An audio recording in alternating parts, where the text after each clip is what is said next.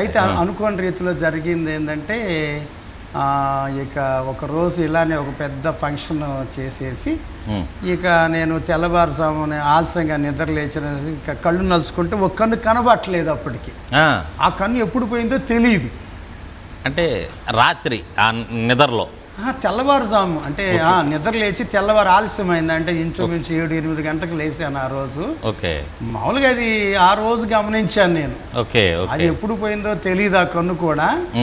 ఆ కన్ను ఆ రోజు ఏంది కన్ను కొంచెం బోధరగానే అనిపించింది. సరేలే ఏదో బైకుల మీద తిరుగుతూ ఉంటాం అన్న విధానంలో దాన్ని కొంచెం అప్పటికి నేను అంత సీరియస్ తీసుకోవాలి. అలక్ష్యం చేశాను. తర్వాత ఒక 4 నెలలకి హాస్పిటల్కి వెళ్ళాను, కంటి హాస్పిటల్కి. అప్పుడు వెళ్తే వాళ్ళు చెప్పారు, నీకు ఒక కన్ను పోయింది, రెండో కన్ను కూడా సగాను పైన పోయింది, ఇంకా కొద్ది రోజుల్లో నువ్వు గుడ్డువాడు అయిపోతావు, దీనికి ట్రీట్మెంట్ లేదు, ఇది గ్లూకోమా అనే డిసీజ్ ఇది.